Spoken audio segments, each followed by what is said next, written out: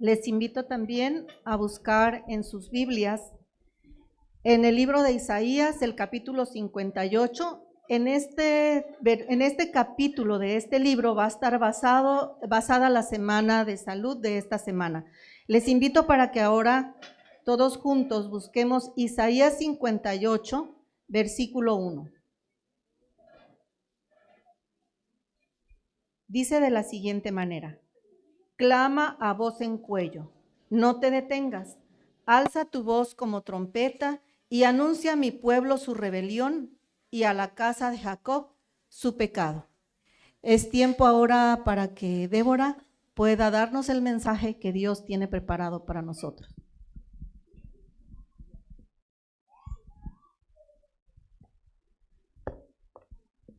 Buenos días, feliz sábado. ¿Están contentos de estar en medio de la naturaleza? ¿Sí? ¿No los escucho? ¿Sí? Muy bien. Vamos a orar para abrir la palabra de Dios. Querido Padre Celestial, gracias Señor porque apartaste un día para estar en comunión con nosotros. Gracias porque tu misericordia se renueva cada mañana, cada día. Y gracias porque el sábado es un día especial de sanidad. Bendice a cada familia aquí representada, a cada una de las personas que estamos aquí. Que tu Espíritu Santo pueda penetrar en nuestra mente y en nuestros corazones. Al abrir tu palabra, Señor, danos entendimiento y claridad. Te pido en forma especial por el inicio de esta semana de salud mental, Señor. Que la semilla que se va a sembrar pueda germinar en las mentes de toda persona presente y que va a ser bendecida con tu mensaje. En el nombre de Cristo Jesús, amén. Bueno, es una semana de salud, como bien mencionó Lili, y es una semana de salud con énfasis en la salud mental. Si bien el cuerpo es un todo y no podemos separar la mente del cuerpo, pero vamos a hacer énfasis en esta semana en la salud mental y vamos a ver en este primer tema por qué.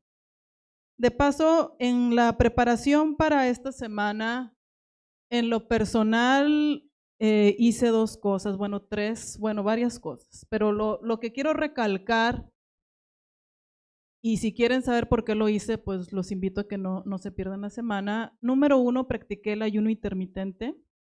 ¿Qué es y para qué sirve? No se pierdan los temas de esta semana. Otra cosa que hice es que dejé de consumir carbohidratos simples, que son harinas refinadas, pastas, pan, todo eso. ¿Por qué? Bueno, pues vengan a la semana para que sepan el por qué. Y también me levanté más temprano de lo normal para orar. ¿Por qué? Porque solo con el Espíritu de Dios es que vamos a ser vencedores. Y necesitamos estar en comunión con Dios, lo que escuchaba que decía el pastor Barceló, el pastor Isaías. Ya estamos en la recta final de este mundo. ¿Por qué queremos tener salud? Porque tenemos un mensaje que dar. Cuando en Mateo dice que este evangelio será predicado en todo el mundo por testimonio, ¿y entonces qué va a pasar? ¿Y a qué se refiere con ese testimonio? El testimonio es de una persona, de una familia que tiene salud mental, física y espiritual. No voy a tener salud, no voy a estar delgada nada más para verme bien o por vanidad. Todo en la vida del cristiano tiene un propósito y un para qué. Por eso es importante ir al fundamento, hoy vamos a ir un poco a la historia de nuestra iglesia, el por qué tener salud.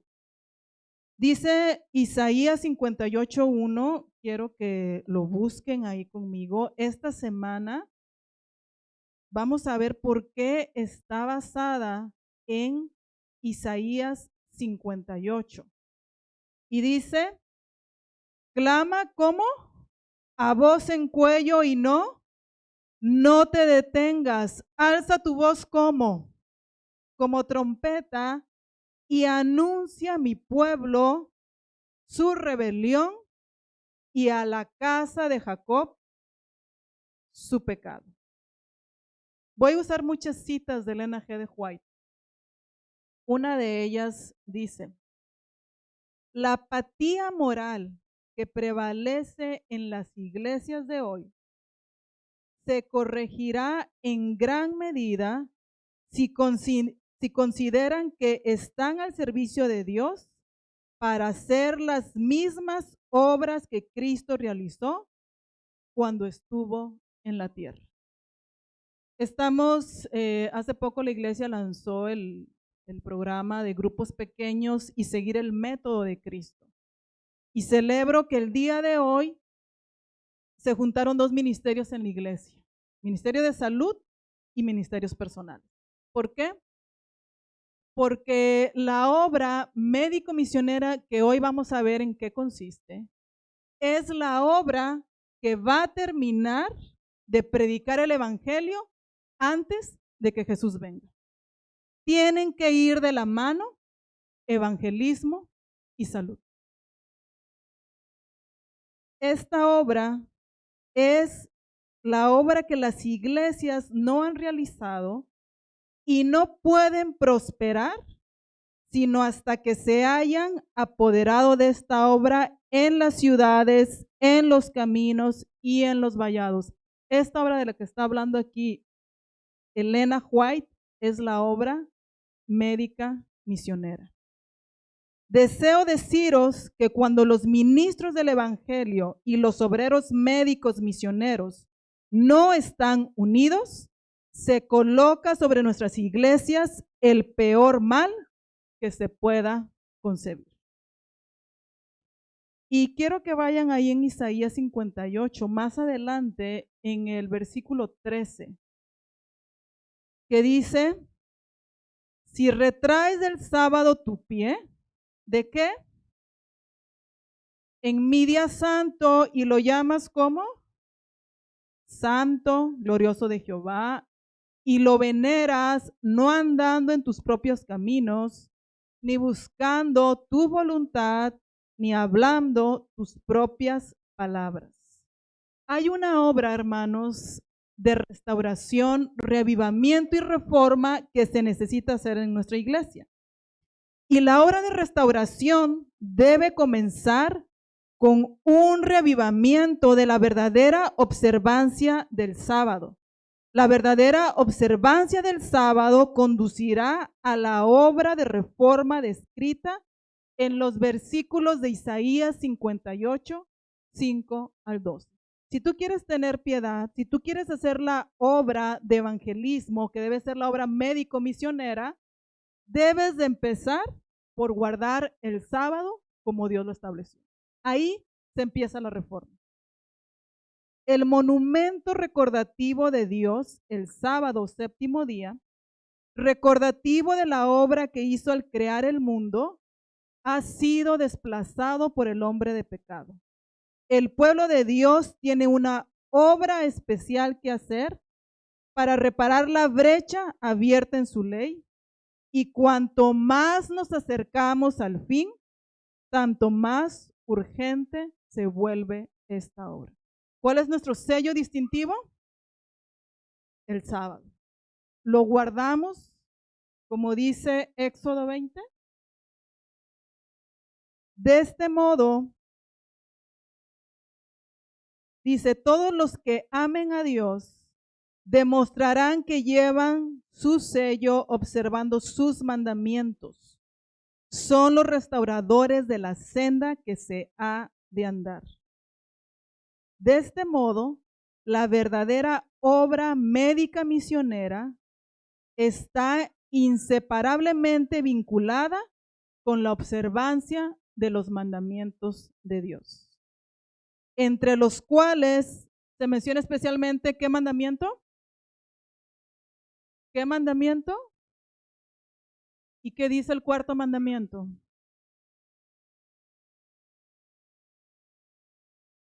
Su observancia, ¿saben por qué es tan importante y por qué Satanás lo ataca tanto? Porque su observancia se vincula con la obra de restaurar la imagen moral de Dios en el hombre. Pero yendo un poco a nuestros orígenes, ¿por qué ahorita está separada la obra en nuestra iglesia, por decir? ¿Por qué hay un departamento de ministerios personales y por qué hay otro departamento de salud? ¿Por qué no están juntos? Hubo una época cuando los adventistas para nada hablaban de misioneros médicos. No porque no existiera, sino porque todavía el término no se había puesto de moda. De hecho, la primera vez que la frase misionero médico apareció fue en la Review and Herald el 21 de noviembre de 1893. Y no apareció en los libros de testimonios de Elena G. de White hasta el año 1901 en el volumen 6 en la página 203. Antes de esa fecha no se mencionaba la obra médico misionera, se llamaba obra de asistencia cristiana u obra de benevolencia. Otra manera de indicar la misma idea de servicio a los demás, que era una alusión a Isaías 58. Si tú quieres saber cuál es la obra médico misionera, te invito a que esta tarde leas Isaías 58. Un personaje muy peculiar en los inicios de la iglesia. Él fue un médico. Y hasta la fecha existen sus cereales, bueno, por lo menos la marca. ¿Quién no ha comido un cornflakes de Kellogg? ¿Alguna vez lo han comido? ¿Sí?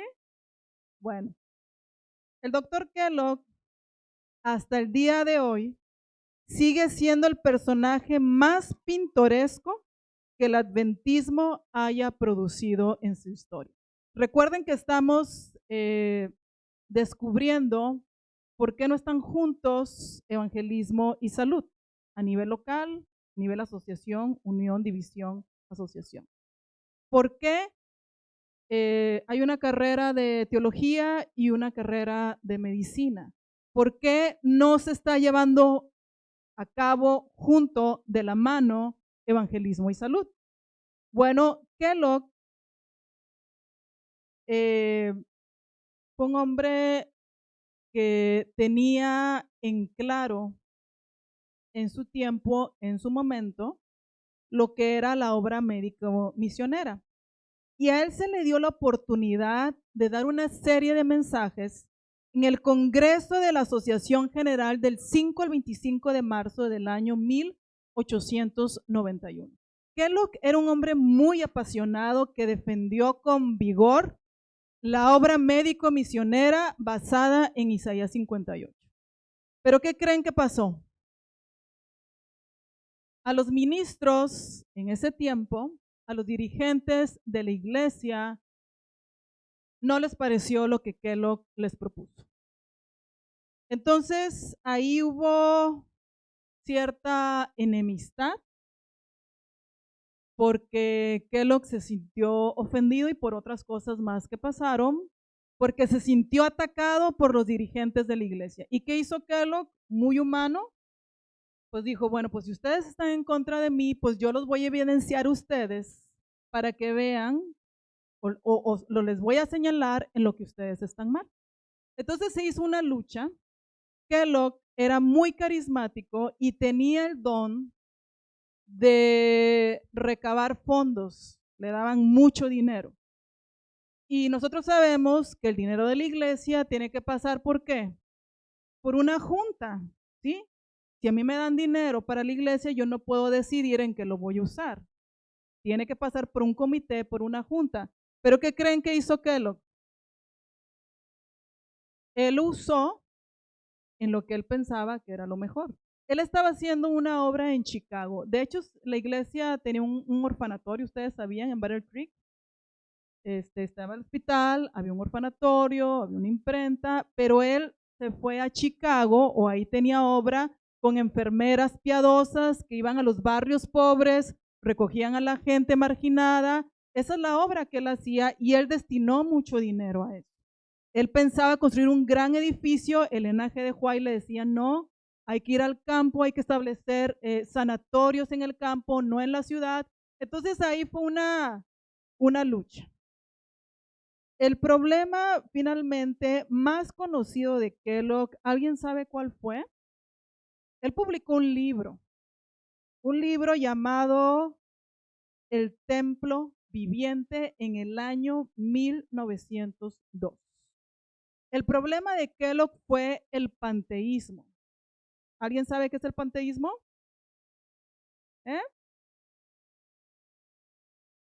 Que Dios está en todo, ¿verdad? Todos somos. Ese fue el problema de Kellogg. Elena G. de White le había prometido a sus padres que iba a velar por el doctor. Entonces, ella luchó aún después de la publicación de este libro por atraer con cuerdas de amor al doctor, a pesar de que muchos dirigentes estaban en enemistad franca contra él. Y vaya que en los dos bandos hubo errores, en los dos bandos hubo aciertos. Pero finalmente, en el año de 1907, John Kellogg fue desfraternizado. Se fue de la iglesia y nunca más regresó. ¿Por qué ocurrió de esta manera? Pues no tenemos que pensar tanto, sino saber que cuando lo que prevalece es el orgullo, el egoísmo, la codicia y sentimientos heridos, es más que suficiente para que se abra una brecha. La gran tragedia de la pérdida siempre será que esto no debió ocurrir y cuán fácilmente las cosas podrían haber sido diferentes.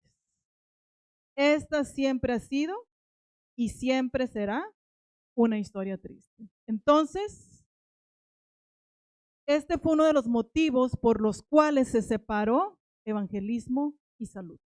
Otro motivo, todos conocemos la famosa Universidad de Loma Linda, ¿sí? De hecho, hace poco se hizo famoso el poblado de Loma Linda porque un investigador se puso a ver en qué partes del mundo existen las personas más longevas, los centenarios. Son 5 llamadas zonas azules. Y una de ellas, ¿saben cuál es? Loma Linda, California. Ahí es curioso porque los centenarios se van en su carro a cuidar a personas de la tercera edad. Increíble. Bueno, Loma Linda, donde se estableció esta universidad, ¿saben cuál fue el propósito de la escuela de Loma Linda? Dice en Consejos para los Maestros, página 456, para la preparación de tales obreros, como también para la educación de los médicos, se fundó la Escuela de Loma Linda.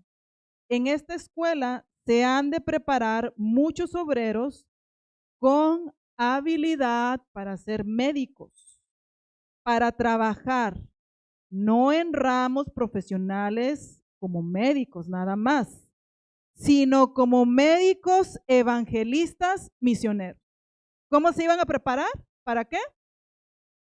Iban a hacer nada más estar en su oficina como médico y aquí vienen los pacientes y yo gano mucho dinero. Una vez escuché a un muchacho, ¿por qué quieres estudiar medicina? Porque quiero ganar mucho dinero. ¿Ese fue el plan original de Dios para los médicos? Aquí dice, Elena G. de White, que se debían preparar como médicos evangelistas misioneros. La causa necesita centenares de obreros que hayan recibido una educación práctica y cabal en los ramos de la medicina y que estén también preparados para trabajar de casa en casa como maestros, obreros bíblicos y colportores. Como un médico va a ir a vender libros, como un médico va a ir a ministrar a las casas. Pues esa era la idea original de Loma Linda. Se dedicó un tiempo considerable al debate sobre la idea original de Loma Linda, que era la formación de evangelistas, médicos y no meramente doctores en medicina. Ese fue el plan original.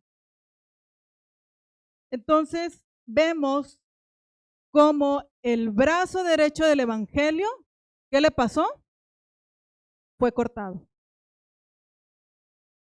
Increíblemente, eso es lo que va a terminar la obra.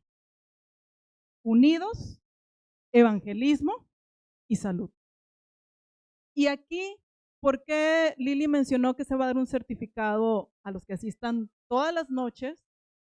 Porque cada uno de los que estamos aquí, si no fui a la escuela de teología, si no fui a la escuela de medicina, como laico, puedo prepararme para dar este fuerte pregón. No tengo que ir a la escuela de medicina, no tengo que ir a la escuela de teología. Si tan siquiera pudiera leer Ministerio de Curación, sería un buen inicio. Si tan siquiera me propusiera hacer un cambio primero en mí, antes de señalar, el tema está muy bueno para mi esposo, para mi hijo, es primero, ¿qué es lo que yo tengo que cambiar? Y seguir el método de Cristo. Tanto la Biblia como el espíritu de profecía vinculan las obras de bondad abnegadas, semejantes a las de Cristo, con casi todos los aspectos de los eventos de los últimos días. Solo el método de Cristo será el que dará éxito para llegar a la gente. El Salvador trataba con los hombres como quien deseaba hacerles bien, les mostraba simpatía, atendía sus necesidades y se ganaba su confianza. Y entonces, después, ¿qué les decía? ¿Y cuál era el método de Cristo? Se nos ha predicado mucho ahorita con los grupos pequeños el método de Cristo. Pues vamos a ver cuál es. Hemos de hacer las obras de Cristo. Aquí en Isaías 58 nos dice, irá tu justicia delante de ti y la gloria de Jehová será tu retaguardia. Esta es la obra que se debe realizar antes de que Cristo venga con poder y gloria. La obra que está en Isaías 58, del 5 al 12. Y para que yo pueda hacer esa obra, primero tiene que haber una reforma en mí y la tengo que iniciar haciendo lo que dice Isaías 58, 13 y 14, observando el sábado como Dios lo estableció. Antes de salir y ministrar, antes de salir y estar llamando a la gente, tocando puertas para dar estudios bíblicos, primero tengo que arrepentirme. Tengo que pedirle a Dios que me lleve a guardar sus mandamientos, especialmente el cuarto mandamiento, como Él ha mandado. Entonces, los ángeles de Dios cooperarán con los instrumentos humanos y se inaugurará un sistema religioso para aliviar las necesidades de los seres humanos sufrientes que ahorita, en este momento, tienen necesidad física, mental y moral. No se trata, hermanos, nada más de dar estudios bíblicos. Aquí hay una cita. Déjenme ver si ahorita la encuentro, sí, aquí está, en el Ministerio de la Bondad, página 23 nos dice, esta es la clase de obra médica misionera que debe hacerse. Traiga los rayos del sol de justicia a la habitación de los enfermos y los dolientes. Enséñeles a los habitantes en hogares pobres cómo cocinar. Ahí lo dice Elena G. de White. No es nada más que les lleves el alimento espiritual. Tienes que llevarles el alimento físico también. ¿Y cómo yo les voy a enseñar a cocinar si yo no sé cocinar? ¿O no me gusta? ¿O no me gustan las verduras? ¿Cómo le voy a enseñar a cocinar? Pero esa es la obra médica misionera, ese es el método de Cristo, eso es lo que va a terminar el evangelio antes de que Jesús venga, ese es el testimonio que yo tengo que dar y entonces vendrá el fin. He ahí la importancia de hablar de salud. ¿Y por qué de salud mental? Porque todo empieza en la mente, ¿sí? Con mis pensamientos. Fuimos creados a imagen de Dios, con la capacidad de tomar decisiones, con la capacidad de pensar y decidir. Ya he vivido 30, 40, 50 años de la manera como me enseñaron mis padres quizás, o de la manera como yo he querido, pero ahora el llamado en esta mañana, hermanos, es a vivir como Dios nos pide que vivamos. ¿Para qué? Para dar ese fuerte pregón y que Jesús venga. Para eso es la salud. Tenemos demasiada información, ya es tiempo de que la apliquemos. No es fácil, el enemigo nos bombardea, tenemos hábitos de toda la vida, pero no hay nada que el poder de Dios no pueda hacer. ¿Lo crees? No hay nada, no hay nadie que Dios no pueda transformar. Entonces, veremos cuando hagamos esto, que la obra médico-misionera se extenderá y profundizará en cada etapa de su progreso, porque se le unirán cientos y miles de corrientes hasta que abarque toda la tierra como las aguas cubren el mar. Ministerio Médico, página 422. Quiero llevarlos a Apocalipsis 5. Ahorita por ahí hubo una pregunta interesante en la lección. ¿Cómo Cristo venció siendo cordero? Pues aquí en Apocalipsis 5 es interesante notarlo. Antes de leer,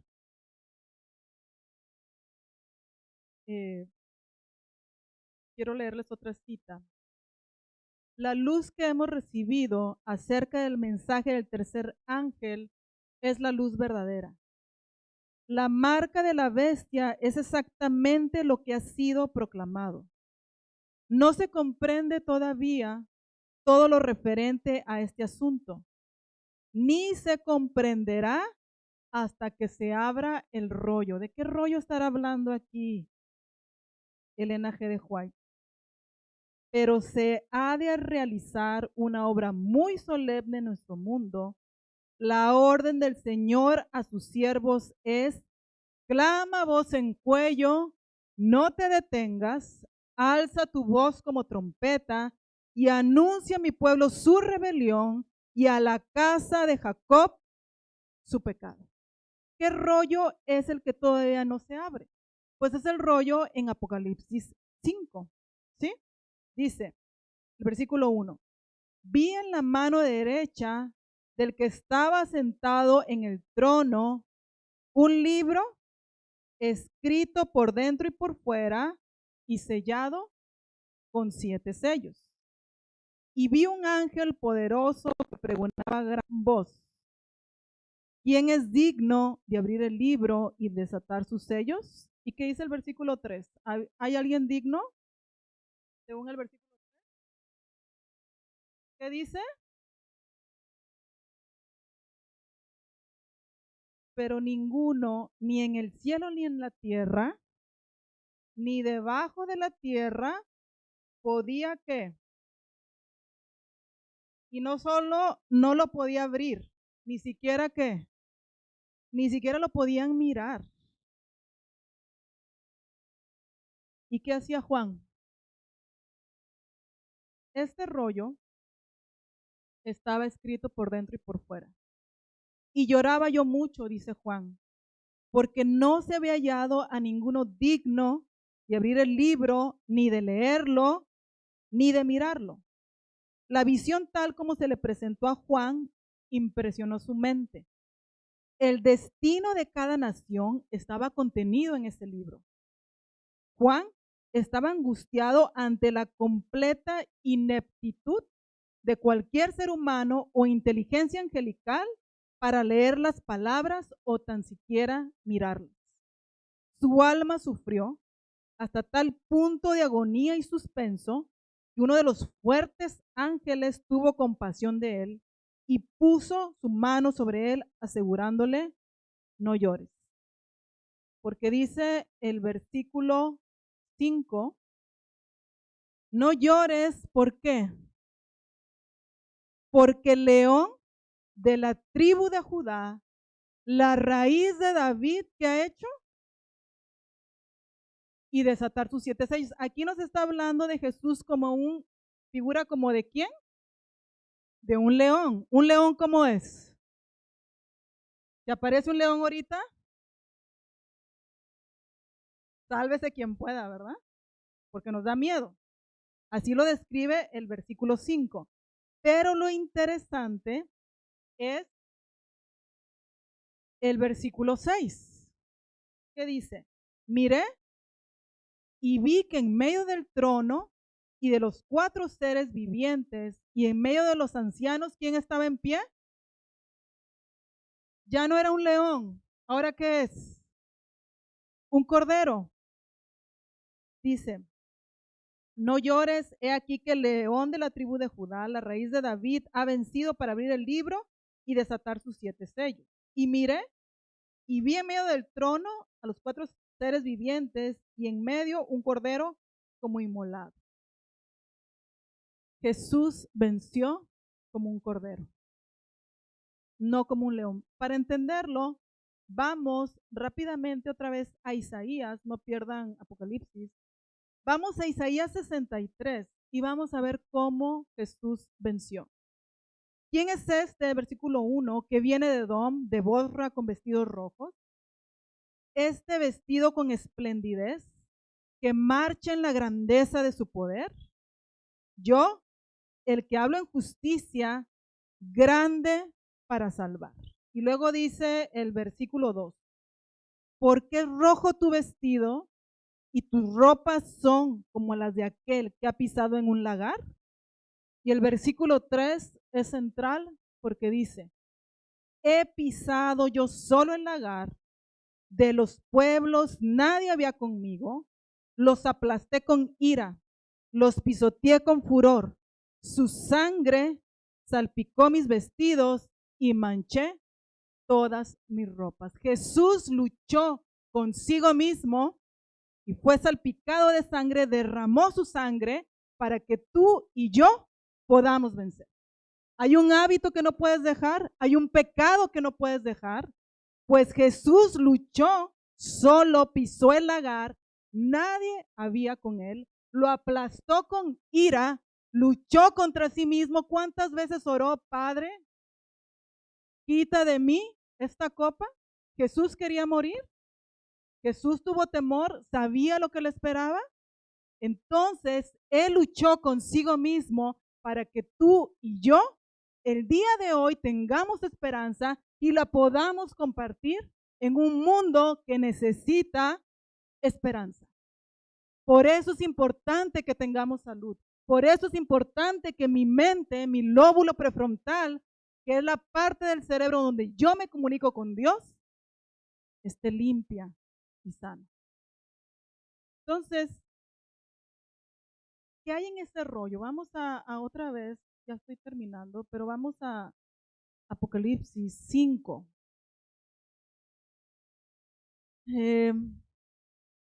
en ese rollo que está escrito,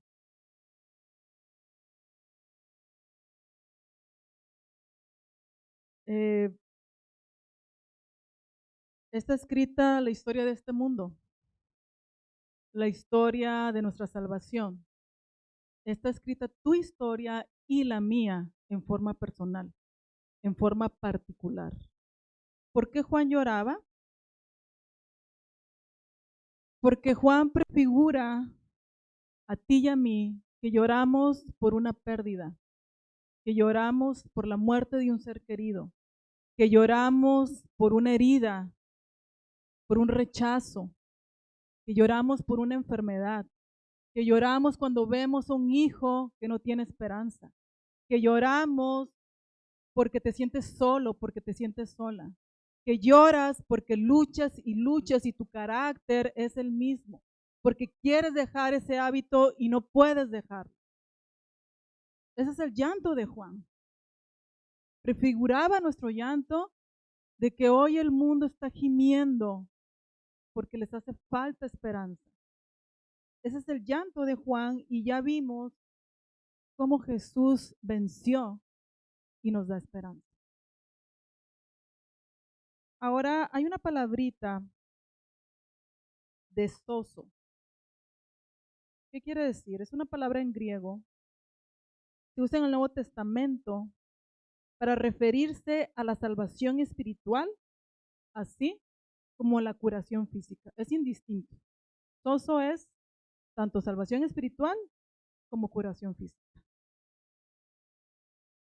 No obstante, como arma del Señor para revertir el peor mal, de sozo crece hasta convertirse en una confianza inquebrantable en que Dios hará provisión para cada necesidad, lo que libera a su pueblo para que practique el ministerio que Jesús combinó para el cuerpo, la mente y el alma, para que la gloria divina del amor abnegado se manifieste, para que se refute la afirmación del diablo de que el interés propio es lo mejor y para que se demuestre que a través de la fe en Cristo los pecadores pueden volverse obedientes a la ley de la vida.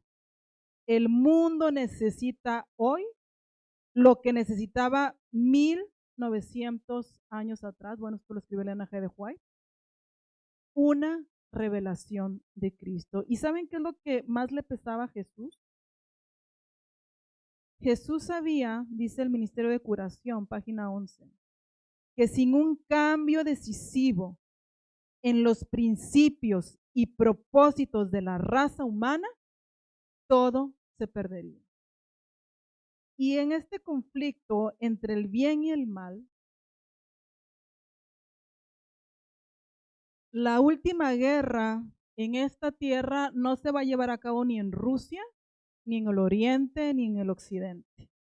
¿Saben dónde se lleva a cabo? Y lo dice la lección de escuela sabática, de ahí tomé esta cita. ¿Saben en dónde se lleva a cabo la última lucha en este mundo?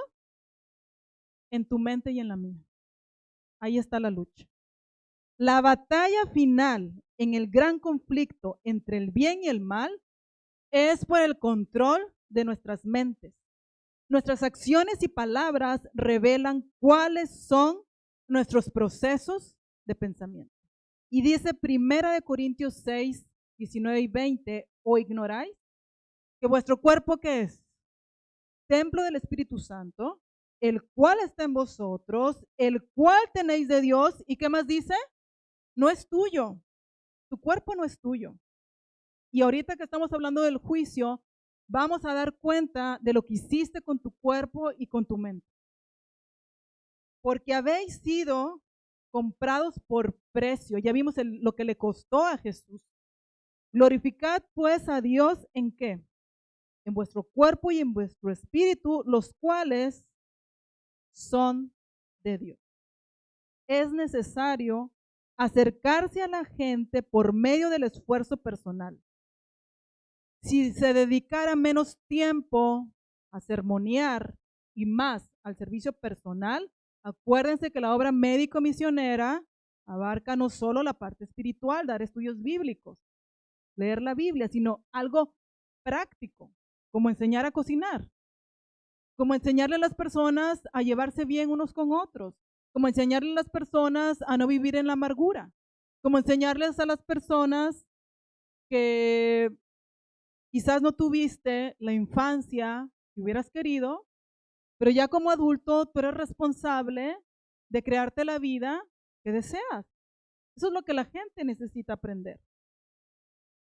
Hay que aliviar a los pobres, atender a los enfermos, consolar a los afligidos y dolientes, instruir a los ignorantes y aconsejar a los inexpertos.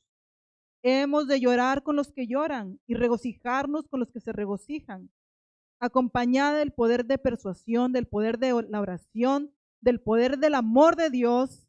Esta obra no será ni puede ser infructuosa. No vas a perder tu tiempo si haces eso. Quizás como iglesia tenemos el pensamiento de que estamos haciendo algo, alguna obra, que algún día va a terminar la predicación del Evangelio, cuando en realidad lo que estamos haciendo es totalmente incapaz de proveer el testimonio que se debe de efectuar. Mi vida, tu vida, la vida de tu familia, de mi familia, es el testimonio. Es lo que va a dar el fuerte pregón antes de que Jesús venga. Y finalmente, en Apocalipsis 21:4, dice: enjugará a Dios toda lágrima de los ojos de ellos, y ya no habrá más muerte, ni habrá más llanto, ni clamor, ni dolor. ¿Por qué? Porque las primeras cosas ya pasaron. Me gusta el comentario de este versículo porque dice: recuperarse del pasado puede llevar tiempo. Yo no sé lo que tú has vivido. De hecho, en esta semana vamos a ver cómo las experiencias infantiles adversas afectan la estructura del cerebro y afectan nuestro pensamiento, nuestra forma de vivir. También vamos a ver esta semana cómo el lóbulo prefrontal, que es la parte del cerebro donde nos comunicamos con Dios, se afecta por lo que comemos, por lo que vemos, por cómo nos relacionamos, por lo que pensamos.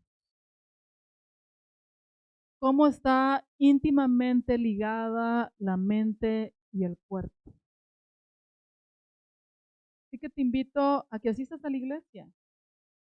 Si de verdad quieres dar ese fuerte pregón, pues esta semana es la oportunidad para que recordemos, no hay nada nuevo debajo del sol. No voy a descubrir el hilo negro, ni mucho menos. Ya todos lo sabemos. Pero vamos a recordar el por qué somos adventistas del séptimo día. ¿Qué es lo que Dios espera de nosotros, de ti y de mí? Porque Jesús ya está a las puertas. Si no te has dado cuenta, pues basta ver las noticias. Y lo que vas a hacer, hazlo ya. Porque la obra va a seguir, la obra es de Dios y va a seguir. Es mi deseo y oración que nosotros, cada uno de los que estamos aquí, seamos parte de ese fuerte pregón, de ese último llamado que Dios le quiere dar al mundo. Que el Señor les bendiga.